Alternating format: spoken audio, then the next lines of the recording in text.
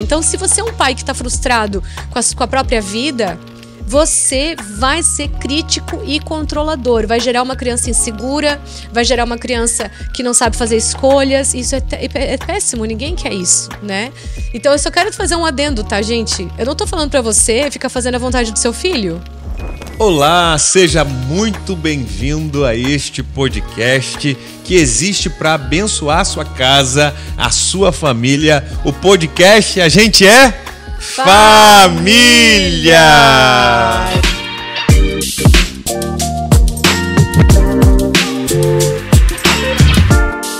E no episódio de hoje, nós vamos estudar algo muito, muito interessante, que é o quanto os pais, pela sua expectativa em querer ter filhos, muitas vezes acabam prejudicando a vida emocional dos filhos. E a gente não imagina o quanto essa necessidade que às vezes os pais têm de eu preciso de um filho, eu tenho uma vontade de ter filho, e às vezes parece que está faltando isso na vida, e às vezes essa expectativa pode ser até mesmo prejudicial na vida dos filhos mais tarde. Mas antes da gente começar esse episódio, que está profundo, nós vamos ter aqui bases psicológicas de um grande pesquisador de uma área psicossocial com 8 estágios de desenvolvimento da criança. Eu vou trazer para vocês pelo menos 5.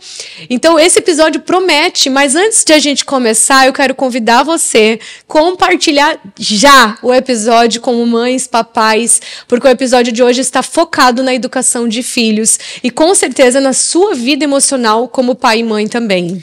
Como é importante isso que você falou, porque o seu filho não nasceu para fazer você feliz. Uau, é isso? Como muitas pessoas pensam.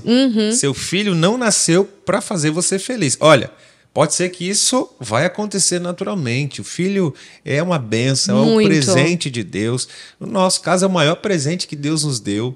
E eu acredito que não vai ter outro presente que se compare ou que se iguale aos nossos filhos. É verdade. Sem dúvida alguma, né? E é claro que os nossos filhos também têm sua parcela de cooperação na plenitude da nossa alma e no nosso coração. Sem dúvida. Mas eu entendi o que você quer dizer com isso aqui, Daiane. É que o filho ele não pode corresponder a expectativa como se faltasse algo naquela família ou na vida, no coração daquela pessoa que o fizesse feliz de verdade. Exatamente. Nós encontramos muitos casais que às vezes se contam tristes, né? A profissão não completa, o casamento em si não completa, e pior, a presença de Deus mesmo não completa, e fica nesse vazio, talvez até meio existencial, que falta algo, e eles colocam toda a expectativa em cima do nascimento de um filho. Perfeito. E isso pode ser realmente muito prejudicial.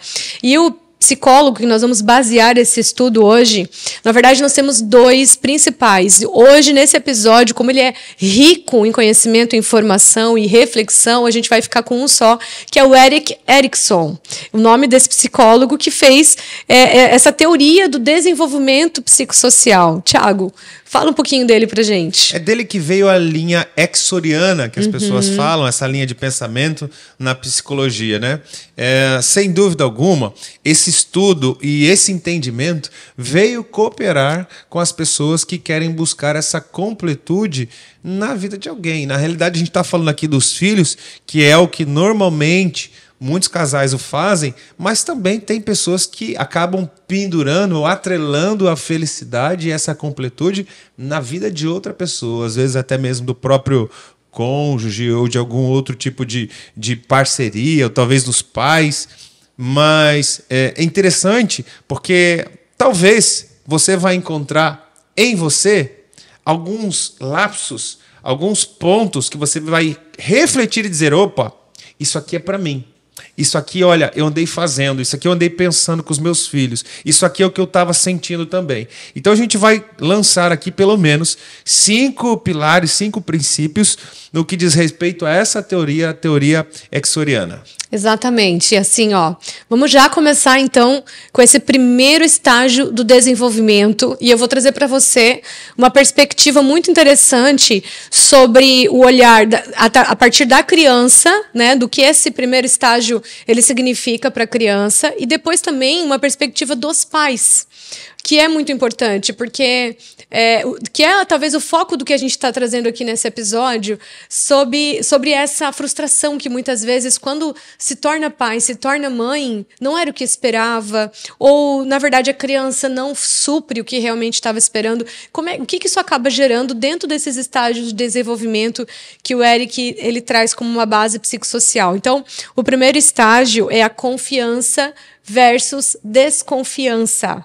O que se trata? É do 0 a 1 ano de idade da criança. Desse 0 a 1 ano de idade da criança, se as suas necessidades básicas forem atendidas, o que é uma necessidade básica? É o aconchego, é o acolhimento, é ele ser alimentado, né, sem passar fome, é ele ter ali toda a proteção do frio, do calor, ele ter a proteção do pai, da mãe, e, enfim, a necessidade básica até mesmo do sono, né, uma necessidade básica. Se todas elas forem atendidas adequadamente, não necessariamente de uma forma perfeita, mas adequada, né? Com certeza essa criança de 0 a 1 ano, nesse primeiro estágio de desenvolvimento, ela já vai começar a gerar uma confiança nos seus cuidadores. Ela vai começar a gerar esse vínculo de confiança. Então, de forma básica, esse primeiro estágio é muito importante, que a necessidade básica da criança seja atendida. Do contrário, ela vai gerar uma desconfiança inconsciente. Então, não é uma coisa que você vai lembrar depois de adulto. Você não vai saber exatamente como você foi cuidado. Mas o seu cérebro, o seu emocional, ele às vezes vai começar a gerar essa desconfiança das pessoas e você nem vai saber por quê. Às vezes você ficou chorando muitas horas, né, enquanto era bebê, não foi atendido. Às vezes, enfim, por centenas de motivos, você talvez não teve o alimento adequado, às vezes não sabia que você estava com fome. Enfim, são tantas situações. Agora, olha que interessante, a partir da perspectiva dos pais, o que esse estágio tem a ver com o fato de os pais acabarem gerando uma expectativa sobre a paternidade e maternidade e isso não ser atendida. É justamente o fato de que, quando não acontece esse sentimento de plenitude nos pais, a criança nasceu que eu queria tanto, mas sabe, não era o que eu esperava, ou eu estou cansado demais, ou eu estou exausto demais, e eu, ao mesmo tempo que eu estou feliz, eu não estou satisfeito. Acontece muito isso. Inclusive, eu quero fazer um adendo aqui, tem muitas mães que se sentem culpadas, porque assim que nasce o filho, muitas vezes vem o quê? Uma sensação de depressão, uma depressão pós-parto, e acontece e é muito comum. E elas se sentem culpadas por isso, porque elas queriam aquela criança. Mas a gente sabe que quando entra uma criança na nossa vida, a realidade não é romântica. Assim, principalmente os primeiros anos, né? A realidade não é romântica, ele não vai dormir e comer como você imaginava. Vai ter toda uma adaptação, uma rotina. E aí a mãe, às vezes, pode entrar num sintoma de pós-parto, de depressão, gerando essa frustração. E o que isso vai gerar, gente, dentro desse desenvolvimento que o Eric traz, vai gerar também nos pais uma desconfiança. Então, é como se quebrasse esse vínculo inconsciente dos pais para o filho. E isso vai acabar alimentando na criança também uma falta de senso de proteção. Então pode gerar ali um ciclo vicioso muito ruim emocional, sabe? Esse é o primeiro estágio emocional. Então, é cuidar, sabe? Cuidar como pai e mãe, de você ficar colocando expectativa nos seus filhos já desde o início. E esse é apenas o primeiro estágio, hein? Exatamente. Já no segundo estágio, o segundo ponto, Erikson nos ensina justamente a autonomia versus a dúvida ou vergonha. Nesse estágio, a criança começa a gerar uma certa autossuficiência, ok? Mas eu vou pedir para a Daiane, com todo o seu conhecimento e psicologia, explicar melhor para a gente o que é esse segundo estágio exatamente. Então, esse segundo estágio, como o Thiago disse, tem a ver com uma necessidade de gerar autonomia na criança, né? Então, ou ela vai se sentir uma criança confiante, já vem ali do primeiro estágio, e ela vai ter uma autonomia, ou ela vai ser uma criança cheia de vergonha, timidez, de dúvidas sobre ela mesma. Como que nós, pais, podemos desenvolver essa autonomia nos filhos? Então, olhando dessa perspectiva da criança, a gente pode desenvolver dando para ela escolhas simples. Porque esse estágio vai de 1 ano a 3. Esse estágio é bem no início ainda.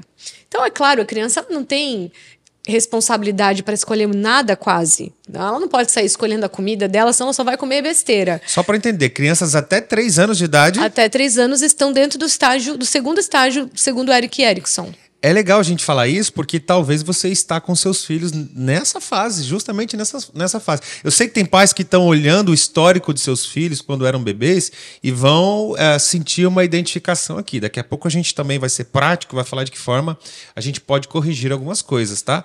Mas especialmente para você, papai e mamãe, que tem seus filhos até 3 anos de idade, é extremamente importante você ouvir isso aqui. E eu queria, Daiane, que você falasse assim, quais as dicas práticas para a criança que está nesse estágio, nessa fase? Bem boa essa pergunta, porque isso pode ser desenvolvido tanto ali no início, e caso não foi, dá para se aplicar também essas dicas mais tarde.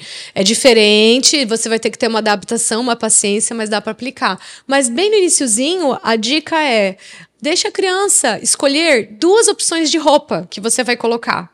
Ela não vai escolher lá do guarda-roupa inteiro qual roupa você quer usar. Ela vai sair só com a roupa do Batman, né?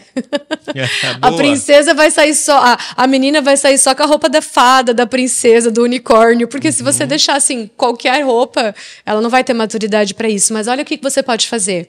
Você coloca na cama 2 opções de roupa. E aí você vai dar para ela o quê? A autonomia. Você quer escolher essa ou essa? Qual das 2? Então ela já vai se sentir, uau, importante. Gente, bem de novinho, você já vai construindo essa autoestima, essa autoconfiança de que eu sou capaz, eu consigo fazer uma boa escolha. E você sempre celebra, porque qualquer uma das 2 vai estar bom. Foi você que deu de opção. Uma outra coisa é a própria comida. Você quer essa comida ou essa? Ah, eu quero aquela. Não, aquela não pode. Essa ou essa. E aí ela vai escolher uma das 2 e você, assim, vai gerando na criança autonomia e autoestima. Pode ser com brinquedo, pode ser até para a direção que você vai andar ali no parquinho. Você vai, vamos para a direita ou para a esquerda? Nada demais. Então, essa idade vai se desenvolvendo. E como que eu aplico isso para crianças mais velhas? Se você percebe que o seu filho é inseguro, se você percebe que o seu filho ele não gerou essa autonomia, essa autoconfiança, talvez porque você não sabia, né, aplicar isso bem de novinho. Talvez você foi um pai e uma mãe controladora. E eu vou falar um pouquinho sobre isso já. Você pode fazer isso agora, né? Mas de que forma? Dando para ele também opções no dia a dia, sabe? Filho, você quer comer isso ou isso? Ou quando você conversa com ele de coisas mais importantes, né? Parar para ouvir o seu filho, quais são as opções que ele tem feito de música, de desenho, de filme, conversar com ele sobre isso. Muito bom. Daiane, e como é que os pais respondem ou correspondem a esse estágio de desenvolvimento das crianças quando eles estão frustrados? Isso, essa frustração, né, que a gente está conversando, às vezes o pai se sente frustrado porque a criança não preencheu esse vazio emocional dele. E nesse estágio, a gente está falando sobre a autonomia da criança. Se o pai ele está frustrado por não ter sido preenchido emocionalmente, ele vai ser um pai controlador. Ele vai ser um pai crítico. Uau. E aí vai o quê? Afetar esse desenvolvimento, esse estágio da criança. E ele nunca vai dar opção para as crianças. Exatamente. Ele vai querer controlar tudo e dominar tudo. Exatamente. Então ele é uma pessoa frustrada. E como uma pessoa frustrada que não foi preenchido emocionalmente por uma terceira pessoa, ele vai ficar tentando fazer com que as coisas sejam do jeito dele, meio que tentando preencher esse vazio emocional. Então é importante sempre criar as opções para as crianças. É importante. Para que elas não se sintam controladas, né, para que elas consigam lidar com essa autonomia que elas estão aprendendo. Né? Exatamente. É claro que os pais, como o Daiane disse aqui, vão estar sempre sob a supervisão. Você não vai abrir o mundo para a criança escolher. Não. Você vai dar 2, 3 opções no máximo para as crianças. Então, ainda de certa forma, vai estar sobre o seu domínio, sobre o seu controle. Mas não é aquele controle extremamente manipulador. Eu acho que é um olhar de entender que você está desenvolvendo um ser humano. E que os primeiros estágios, eles são mais importantes do que você imagina.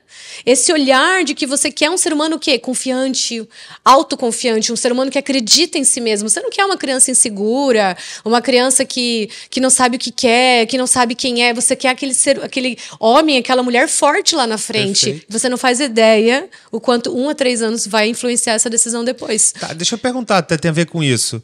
Com quantos anos, até quantos anos o caráter da criança é formado? Porque você está falando da importância de dar esses primeiros anos a atenção devida, né? Exatamente. Até quantos anos é formado o caráter, personalidade, enfim? Geralmente, as pesquisas indicam até 7 anos. Até 7 anos. Até 7 anos. Muito claro que você ainda tem uma influência muito grande até 10, 11, 12, mas assim, depois dos 12, a criança já vai ter uma personalidade muito bem formada, é mais difícil. Nada é impossível, gente, com o trato de educação, quando tem persistência e paciência, tá? Persistência e paciência. Mas 7 anos ali você ainda tá como se fosse um barro na sua mão, literalmente uma massinha, você tá formando uma pessoa à sua maneira, à sua maneira. Então, se você é um pai que está frustrado com a própria vida, você vai ser crítico e controlador. Vai gerar uma criança insegura, vai gerar uma criança que não sabe fazer escolhas. Isso é péssimo, ninguém quer isso, né?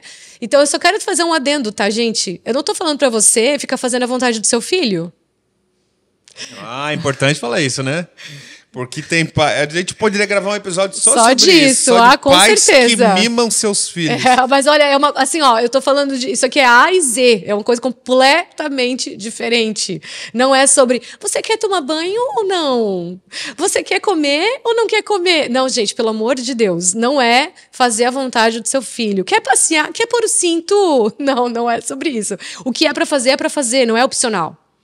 Então, isso é muito bom também, porque ao mesmo tempo que você vai desenvolver a autonomia do seu filho, ele vai querer escolher tudo.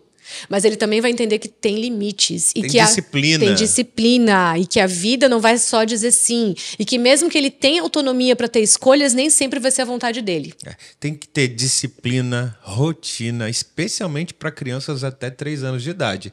Porque depois, se você quiser implantar disciplina quando se torna um adolescente, um pré-adolescente, é muito mais difícil. Particularmente, os nossos filhos já se acostumaram desde cedo com isso. A gente sempre colocou rotina. Desde quando eram bem pequenininhos, né, meu amor? A gente colocava rotina para dormir, tinha horário certinho para dormir, horário para comer, horário exato para tomar banho. Por mais que a igreja, por conta de seus eventos, às vezes quebrava um pouco a rotina, né? É verdade. Mas na grande maioria do nosso tempo, da nossa semana, a gente seguia a risca. É importante ensinar esse princípio de disciplina e rotina para as crianças, quanto mais cedo, melhor. Com certeza, gente. Até porque o ser humano ele lida com essa dificuldade de ter disciplina a vida toda, né? Então, se a gente consegue implantar isso para os nossos filhos desde cedo, também é um bônus que eles recebem dos pais, né? E dificilmente o pai consegue dar disciplina se ele não tem. Então, isso é um outro episódio. É verdade. Um outro episódio. Agora, esse foi o segundo estágio apenas da linha ericksoniana. Terceiro estágio já fala de iniciativa e culpa. Ou melhor, iniciativa versus a culpa. Que é justamente de crianças na faixa etária de 3 até 6 anos de idade. Então, se você tem filhos, nessa idade agora é hora de você redobrar a atenção. Daiane, fala um pouco mais sobre essa questão, iniciativa versus culpa. Então, nesse terceiro estágio, que já é, como você falou, dos 3 aos 6 anos, então a criança já está mais crescidinha, né? E ali ela já vai querer explorar o mundo, ela já vai começar a querer ter iniciativa, por isso o nome do estágio, iniciativa versus culpa. Por quê? Porque nesse momento, ou a criança ela é incentivada a ter iniciativa, ou ela é podada. E ser podada vai gerar nela culpa de estar fazendo algo errado, culpa de ser inadequada, culpa de não justamente suprir as expectativas das pessoas. Então, é muito importante que nessa fase do desenvolvimento da criança, a gente e com limites de segurança e proteção, como a gente tem dito, a gente possa dar para ela iniciativa. Então, se ela está pintando tudo errado, não tem problema. Se às vezes ela está dentro de casa, ela colocou a roupa lá, ela foi se divertir com a roupa e tá feio, não precisa ficar corrigindo o tempo todo, sabe? Mas deixa ter iniciativa, deixa explorar, às vezes, umas coisas que não tem nada a ver, desde que não prejudique a criança no sentido de se machucar. Agora, pro lado da perspectiva dos pais. Se o pai e a mãe é frustrado emocionalmente por conta de, mais uma vez, essa paternidade, maternidade não estar suprindo algo emocional, que muitas vezes eles esperam que supra, o pai vai fazer o quê? Ele vai ser essa pessoa, mais uma vez, controladora, que vai ficar podando o filho. Não vai permitir que o filho tenha essa iniciativa, não vai permitir que o filho explore as coisas e vai gerar no filho culpa. Então é muito sério quando a gente transfere para os filhos as nossas frustrações. Esse, inclusive, é o quarto estágio, é o quarto ponto que Erickson apresenta. A identidade dos pais, bem definida. Porque quando você, papai ou mamãe, atrela, pendura a sua felicidade, a sua plenitude aos seus filhos, você perdeu o seu foco de autorrealização, de autodesenvolvimento, de plenitude interior, talvez mesmo, até mesmo com relação à sua vida espiritual. Talvez você deixou de enxergar os valores que Deus tem para você e para a sua família. Você já imaginou se Deus tivesse que dar um filho a todo ser humano que passou na Terra, por que é que ele faria pessoas, ou por que é que ele permitiria que pessoas fossem inférteis? Eu me lembro aqui da história de Ana e Eucana, que foram os pais de Samuel. A conversa justamente de Eucana com sua esposa era essa. Falou assim, mulher, porventura, te falta alguma coisa? Não sou eu um bom marido para você? Você não tem tudo aqui em casa? É claro que naquela época, o filho era meio que uma obrigação.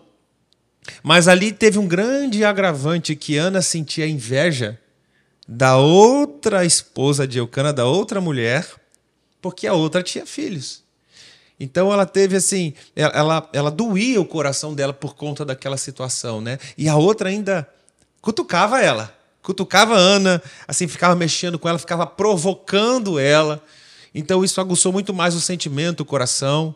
A verdade é que Deus tinha um propósito naquilo ali, né? Deus queria ver a entrega, a renúncia, o choro de Ana, tanto que quando ela entregou o seu sonho para Deus, Deus realizara o sonho dela. Agora, o X da questão é justamente esse.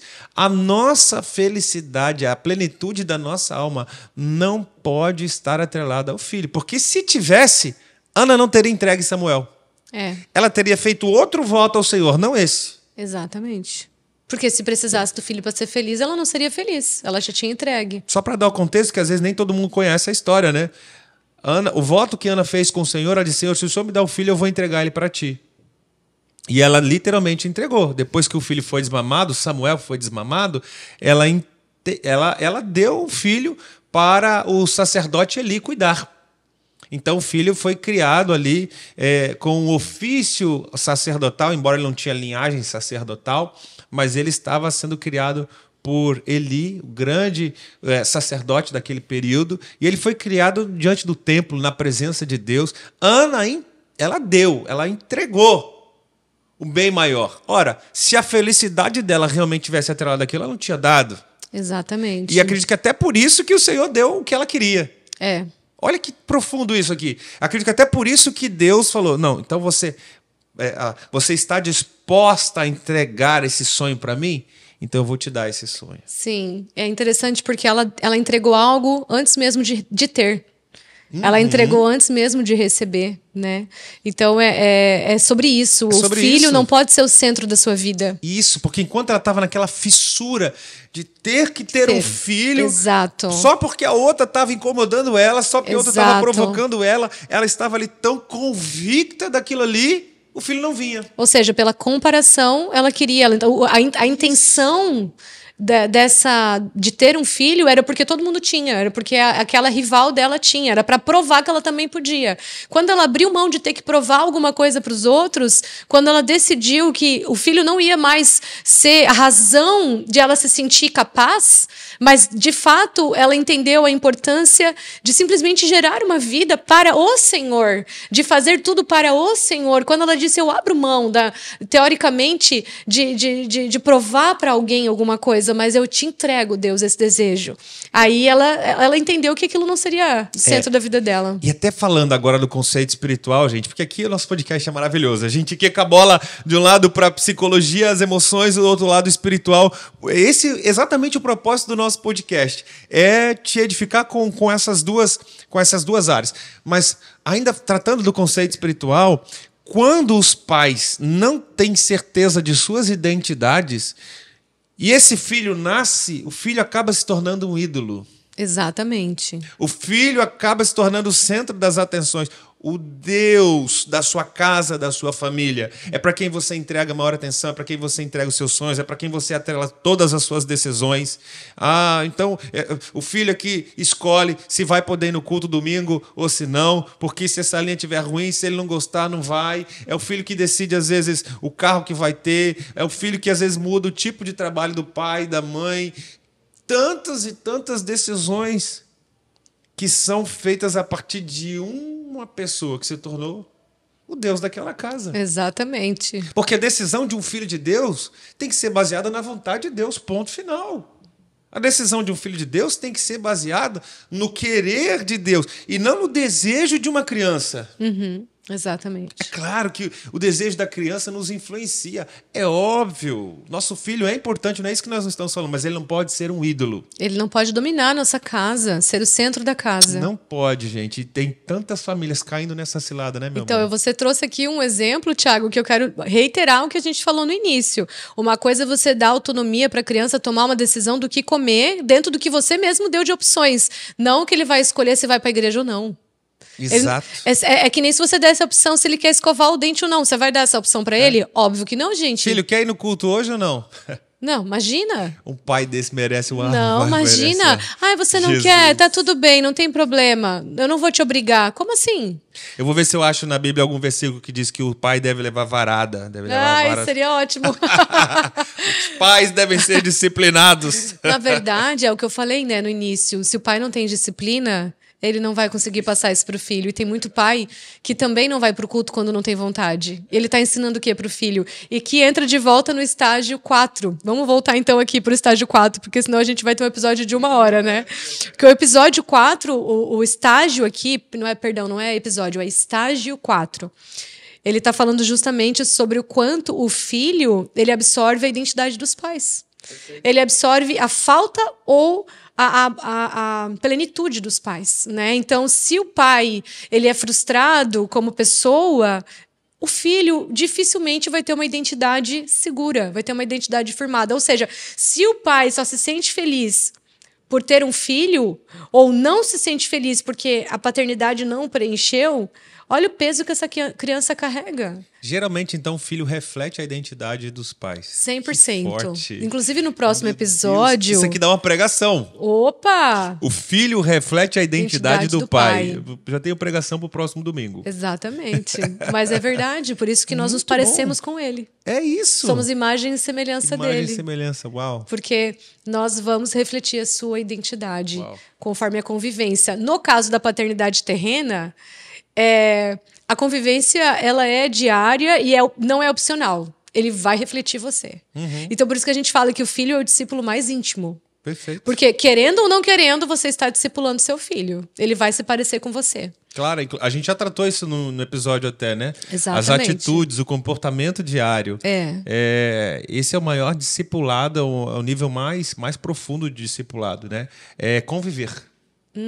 Exatamente. Por isso a gente tem que cuidar, os pais, aqui um recado para os pais, cuidem para que a sua expectativa sobre os seus filhos não venha obscurecer a necessidade que você tem de cuidar da sua identidade, da sua autorrealização. Cuidado com essa expectativa que você coloca sobre os seus filhos, porque você precisa trabalhar em você antes de querer transferir para eles completamente, sabe? Quem você gostaria que eles fossem. Você primeiro precisa ser. Tá, Daiane, agora vamos entrar com o quinto e último estágio desse episódio, até para não ficar tão longo, mas é importante falar. Eu sei que ele tem a ver com frustração. Explica pra gente esse quinto estágio. Então, gente, esse quinto estágio está falando justamente sobre a frustração e o impacto nas crianças que esse ciclo de frustração pode gerar, tá? Então, vamos lá, é bem simples, para encerrar aqui sobre o quinto estágio da perspectiva dos pais. Muitas vezes... os pais, por se sentirem frustrados, eles começam a gerar uma expectativa irrealista dos filhos. Ou eles querem que os filhos sejam o que eles não foram. Eu não consegui me formar naquela faculdade, então você tem que se formar, você tem que ser, né, tal profissão. E aí eles começam a colocar expectativas em cima dos filhos. Não, porque ele tem que ser bom no esporte. Não, porque ele tem que ter o que eu não tive. E aí isso começa a gerar um ciclo de frustração tão grande. E os filhos começam a o quê? A refletir, como nós falamos, eles absorvem a identidade dos pais. Eles começam a absorver essa frustração dos pais também. E eles aí começam a ver que eles não conseguem alcançar, suprir essa expectativa irrealista que os pais estão gerando. Então, como já diz o nome do estágio, ciclo de frustração, que a gente precisa ter muito cuidado. Legal, agora vamos lá. Pontos práticos desse episódio aqui. Essa é a hora de você tomar nota, papel e caneta na mão. Eu quero dar 3 pontos práticos de tudo que eu aprendi aqui nesse episódio, que você deve, assim, incentivar seu filho ou motivar, fomentar, é o quê? Em primeiro lugar, a confiança. Segundo, a autonomia. E terceiro, a iniciativa. Valorize quando o seu filho toma a iniciativa para as coisas. Valorize isso. Se ele chama você para uma brincadeira, se ele chama você para fazer algo diferente, enfim, valorize isso. Enxergue o lado bom disso. Não seja aquele pai, aquela mãe que fica sempre cortando, tolindo as iniciativas do seu filho. Valorize a certa autonomia dele. Tá? Papai, agora eu sei fazer isso aqui, deixa comigo. Agora eu sei fazer aquilo ali. Deixa. Às vezes você sabe que vai dar um ruim, que ele sabe, se frustrar, mas a frustração também faz parte da educação. E a frustração também faz parte do processo de gerar confiança no seu filho. Parece um certo paradoxo, mas isso é extremamente necessário para a sua criança. Extremamente necessário e importante. Então, anote esses 3 pontos práticos.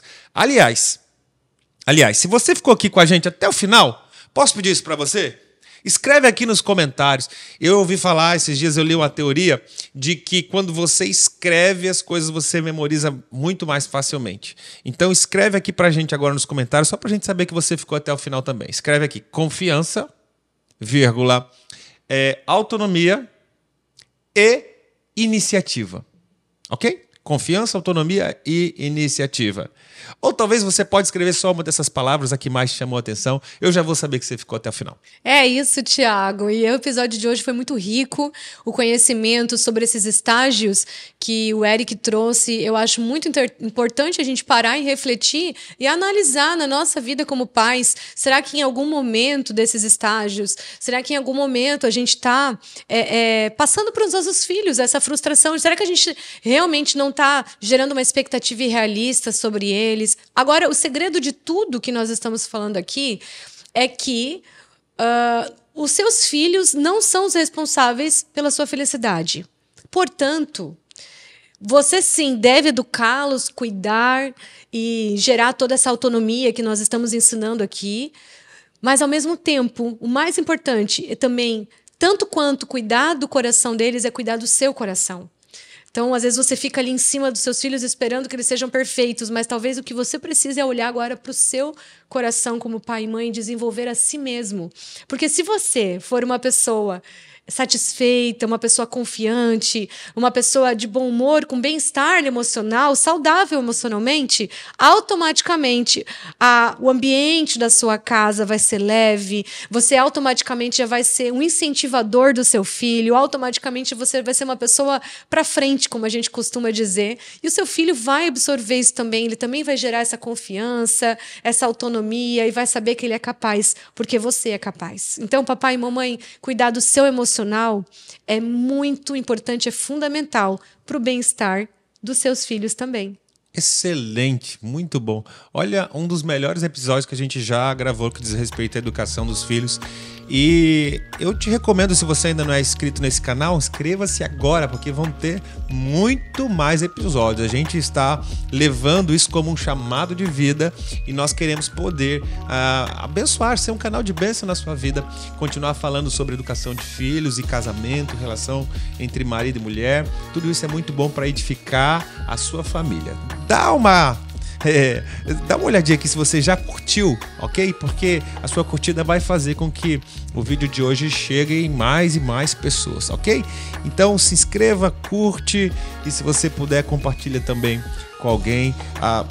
Eu acredito que o cônjuge é obrigação receber esse compartilhamento aqui, o link deste episódio, não é isso, meu amor? É isso, olha, no próximo episódio nós vamos falar sobre um outro processo psicológico, um outro autor muito importante dentro dessa área, tá bom? Então nos acompanhem até o próximo episódio. Um beijo! Beijo, até mais!